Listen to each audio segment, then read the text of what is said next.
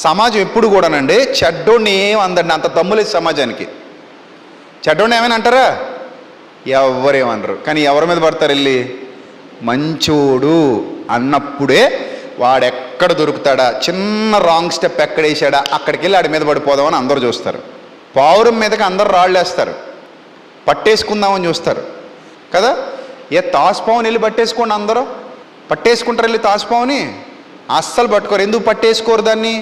మనం వెళ్తూ ఉండగా చేప ఎండాకాలంలో పాపం వాటికి ఆవిరి వచ్చేద్దో ఏమవుతుందో తెలియదు, కానీ ఒడ్డుకొచ్చేసి అలా అలా అలా అంటుంటాయి కదా. అప్పుడప్పుడు చేపలు చూడండి చెరువుల్లో ఒడ్డుకొచ్చేసి ఆ ఒడ్డుని అలా తచ్చాడుతుంటాయి. వాటికి మరి లోపల ఉంటే ప్రమాదం లేదు, ఒడ్డుకొస్తే కోసి తినేస్తారు మసాలా వేసుకొని.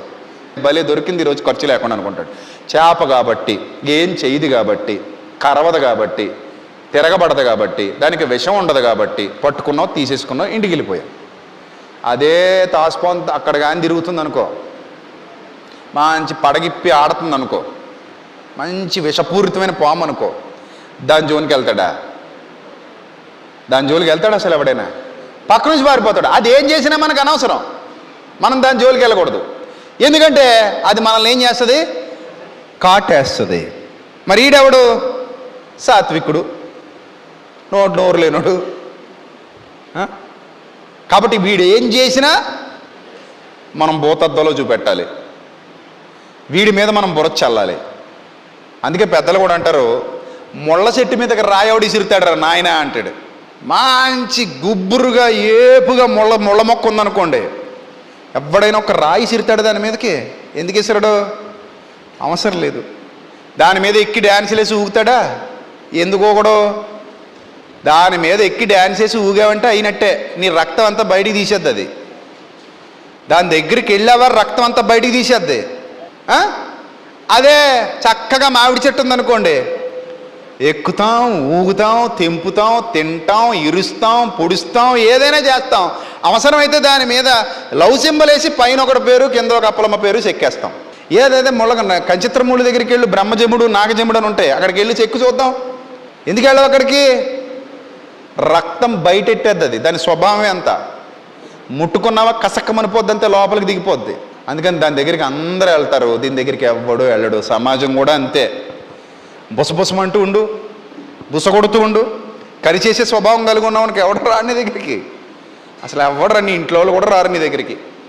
ఎందుకంటే ఈవిడ దగ్గరికి వెళ్తే కరిచేస్తారా బాబు, ఈయన దగ్గరికి వెళ్తే కరిచేస్తాడు రా బాబు అని పోతారు. మెత్తగుండు, మెల్లగుండు, మీదెక్కి డ్యాన్స్ చేస్తారు. ఇదే సమాజం నైజం. పిచ్చోడి చేతిలో పిస్తోల్ ఉందనుకోండి, ఎవడైనా దగ్గరికి వెళ్తాడు. రెండు ఉన్నాయి అక్కడ, ఒకటి పిచ్చి, రెండోది పిస్తోలు. ఆ పిస్తోల్ పేల్చొచ్చు, ఆ పిచ్చితో ఏదైనా చేయొచ్చు. అందుకని పిచ్చోడు పిస్తోల్తో ఉంటే ఎవడెళ్ళడు దగ్గరికి. అదే మంచోడు మౌనంగా ఉన్నాడు అనుకోండి, ఆడ దగ్గరికి వెళ్ళి అందరూ డ్యాన్స్ చేస్తారు. ఇది సమాజం నైజం. ఇది ఇదే శాస్త్రుల పరిచయులు. ఎవడైనా ఒక నరహంతకుడు ముందుకు వచ్చి విశ్రాంతి దినాన్ని ఎవడైనా నరికేయాడు అనుకోండి, ఆడి దగ్గరికి ధైర్యంగా వెళ్ళిపోయి, ఏమయ్యా, నువ్వు నరకడానికి విశ్రాంతి దినమే దొరికిందా? విశ్రాంతి దినాన్ని నరుకుతావు నువ్వు? చేతిలో కత్తి ఏంటది అని అంటారా? అస్సలు అనరు. ఎందుకనరు? ఆడు ఆల్రెడీ ఒకటి వేసేసి రెడీగా నిలబడి ఉన్నాడు, చేతిలో కత్తి ఉంది, రక్తం కారుతుంది, వీళ్ళకి ఇది పడద్ది, పరుగులెత్తి పారిపోతారు, దగ్గరకు కూడా వెళ్ళరు, అసలు క్వశ్చన్ కూడా చేయరు. విశ్రాంతి దినమున ఎందుకు నరికితివి అన్నారు అనుకోండి, నిన్ను కూడా నరుకుతాను రా అంటాడు. ఆల్రెడీ చేతిలో కత్తుంది, భయం. మరి ఎవరు లోకువా?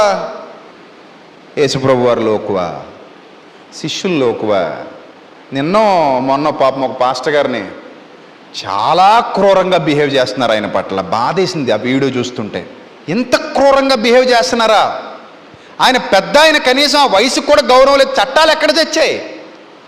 ప్రభుత్వాలు ఏం చేస్తున్నాయి? అంటే ఈ భారతదేశంలో ఒక భారతీయుడు రాజ్యాంగాన్ని అనుసరించి మత స్వాతంత్రపు హక్కును వినియోగించుకుంటూ, తాను నమ్మిన మతాన్ని గౌరవిస్తూ, తాను నమ్మిన దేవుణ్ణి గౌరవిస్తూ, ఆయన దేవుడు ఆయనకు నేర్పించిన నీతి సూత్రాలను సమాజానికి చెప్పుకుంటూ తిరిగే అర్హత లేనివాడా? నా దేవుడు నాకు ఇది నేర్పించాడు, నా దేవుని నీతి ఇది, నా దేవుని సత్యం ఇది, నా దేవునిలో ఉన్న గొప్ప విషయం ఇది, ఈ విషయాన్ని నేను చెప్పుకుంటూ తిరుగుతాను అనే అర్హత ఆ మనిషికి లేదా? రికార్డింగ్ డ్యాన్సుల వాళ్ళు వీధుల్లోకి వచ్చి పాటలు పాడవచ్చు, దానికి నో అబ్జెక్షనా? పనికి మాలిన పాటలు, బూతు పాటలు మీ జాతరలలో వినిపించవచ్చు, దానికి నో అబ్జెక్షనా? అర్ధనగ్న నృత్య ప్రదర్శనలు దేవుళ్ళ పేరట చెయ్యొచ్చు, దానికి మీరు నో అబ్జెక్షనా? దానికి ఎవడు కాదనండా? అప్పుడు ఏమైపోతారు ఈ మేధావులందరూ? అప్పుడు ఎక్కడికి పోతారు ఈ నీతిమంతులందరూ? అప్పుడు ఎక్కడికి పోతారు ఈ కుహానా మేధావులందరూ? ఒక్కడు కూడా ముందుకు రాడు. ఒక అమాయకుడు, ఎదిరించలేనివాడు, ఒంట్లో సత్తువ లేనివాడు, మాట మాట్లాడలేని స్థితిలో ఉన్నవాడు ఆ పెద్ద ఆయన. తోస్తే పడిపోతున్నాడు. బైబిల్ విసిరేశారు, సంచి లాగేసుకున్నారు, పచ్చి బూతులు తిడుతున్నారు, అమ్మల దాకా తిడుతున్నారు. వాళ్ళ అమ్మ ఏం చేసింది? అమ్మల్ని కూడా తిడతారు. పోనీ మీ ఇంటికి వచ్చాడా? మీ ఇంటి లోపలికి ఏమైనా వచ్చాడా? ఆయన వీధిలో ఆయన పోతున్నాడు, ఆయన కరపత్రాలు పంచుకుంటూ. ఆ రైట్ కూడా లేదా?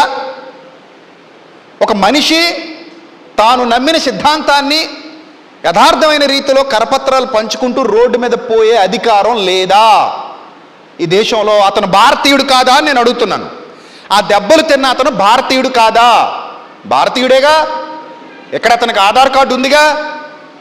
ఈ గడ్డ మీదే పుట్టాడుగా. వాళ్ళ అమ్మ నాన్న ఈ గడ్డ మీద బతికిన వారే, వాళ్ళ తాత ముత్తాతలందరూ ఈ గడ్డ మీద వారేగా. మరి ఈ గడ్డ మీద పుట్టిన అతన్ని ఆ భారతీయతను కూడా గౌరవించకుండా, చేసిన ప్రతిజ్ఞకు విలువనివ్వకుండా కొట్టడం, తోసేయడం, అమానుష చర్యలు అతని పట్ల జరిగించటం, ఎక్కడికి పోతుంది దేశం? అదే ఆ వ్యక్తి కొడుతూ ఉండగా ఆ సంచిలో నుంచి గన్ తీశాడు అనుకోండి కాసేపు. వీళ్ళు కొడుతూ ఉండగా సంచిలోంచి గన్ తీశాడు. ఒక్కడు ఉంటాడా? ఒక్కడు కూడా ఉండడు. గన్నులు పట్టుకు తిరిగే వాళ్ళని ఏం పీకలేరు వీళ్ళు. గన్నులు పట్టుకు తిరిగే వాళ్ళు ఉన్నారా లేదా సమాజంలో? ఉన్నారు. వాళ్ళని ఏం పీకలేరు వీళ్ళు. పనికి మాలిన సన్నాసులు. నేను చెప్తున్నా, కనీసం వాళ్ళ వెంట్రుకు కూడా టచ్ చేయలేరు వీళ్ళు. ఇలా మగాళ్ళు, పనికి మాలిన వాళ్ళు వీళ్ళు.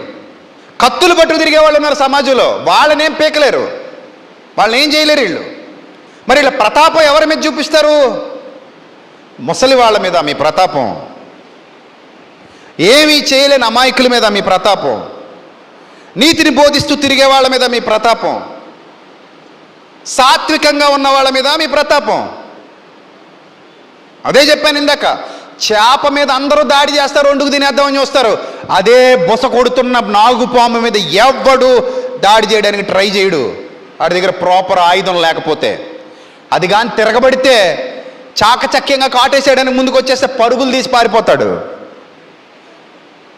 అందుకే గొర్రెల మాదిరి ఉన్నారు కాబట్టి దెబ్బలు తింటున్నారు. అదే తోడేళ్ల మాదిరి ఉంటే చీల్చి చెండాడేసేవారు. ఒకప్పుడు వాళ్ళు తోడేళ్లే, కానీ ఇప్పుడు గొర్రెల మాదిరిగా మారారు. కారణం యేసుక్రీస్తు ప్రభువారి ప్రేమకు నిదర్శనంగా, యేసుక్రీస్తు ప్రభువారి బోధకు నిదర్శనంగా, ఆయన చేసిన త్యాగానికి నిదర్శనంగా, ఆయన చెప్పిన మాటలకు కట్టుబడిపోయాడు కాబట్టే ఆ ముసలాయన దెబ్బలు తిన్నాడు. లేదంటే దెబ్బ కొట్టడం అదేం పెద్ద కష్టం కాదు, కొనుక్కు రావాల్సిందేం కాదు. దెబ్బ కొట్టే దమ్ము నీకెంత ఉందో, యువతల నుంచి కొట్టగలిగే దమ్ము అవతల వాడికి కూడా అంతే ఉంటుంది. కానీ కొట్టలేదు అంటే దాని అర్థం ఏంటంటే యేసుక్రీస్తు ప్రభువారి మాటకు కట్టుబడిపోయాడు కాబట్టి. ఒకరు కొట్టాలనుకుంటే, తిరగబడాలనుకుంటే నువ్వెంత అసలు కొట్టేసుకుందాం, పొడి చేసుకుందాం, చంపేసుకుందాం, నరికేసుకుందాం అనుకుంటే అదేమో కొనుక్కు రావాలా? మనిషిలో మూర్ఖత్వం ఉంటే చాలు. దాన్ని ఎవడ ఆపలేడు. ఎవడ దమ్ము ఎంత ఉంటే అంత చూసుకుంటారు ఇంకక్కడ, ఎవడ బలం ఎంత ఉంటే అంత చూసుకుంటారు అక్కడ. కానీ అవన్నీ చంపుకొని బ్రతుకుతున్నాడంటే that is the nature of Lord Jesus Christ. God's nature అది. అది యేసుక్రీస్తు ప్రభు వారి బోధలో ఉన్న సారాంశం కాబట్టి ఆ సారాంశానికి కట్టుబడి ఆ ముసలైన దెబ్బలు తిన్నాడు. ఏదో ఒకరోజు చక్కటి ప్రతిఫలాన్ని పొందుకుంటాడు. ఇది నిజం. ఏ బైబిల్ కోసం అయితే దెబ్బలు తిన్నాడో, ఏ సువార్త కోసం అయితే దెబ్బలు తిన్నాడో, ఆ సువార్త అతన్ని ఆకాశం అంత ఎత్తులోనికి తీసుకెళ్ళి నిలబెడుతుంది. ఒకరోజు రానే వస్తుంది. ఆ రోజు కోసం మనం అందరం ఎదురు చూద్దాం, అతని కొరకు ప్రార్థన చేద్దాం, అలాంటి వారందరి కొరకు ప్రార్థన చేద్దాం. అదే చెప్తున్నాను. ఈ సమాజం ఎలా ఉంది అంటే, బొసగొట్టేవాడిని ఏమందు, ఆల్రెడీ 4-5 మర్డర్ కేసులు ఉన్నాయండి అతని మీద. అంటే ఏం చేస్తారు అప్పుడు? 4-5 మర్డర్ కేసులు ఉన్నాయంటే ఎవడైనా మాట్లాడతాడు వెళ్ళి ఇది 5వ అవుద్దని మాట్లాడితే ఇది 5వ 6వ అవుద్ది. అందుకని మాట్లాడరు. ఆయన మౌనంగా ఉంటాడండి, ఎవరినేం అండండి, ఆయన పనేది ఆయన చేసుకుపోతాడంటే మీద ఇక్కడ డ్యాన్స్ చేసేస్తారు. అది సమాజం పరిస్థితి.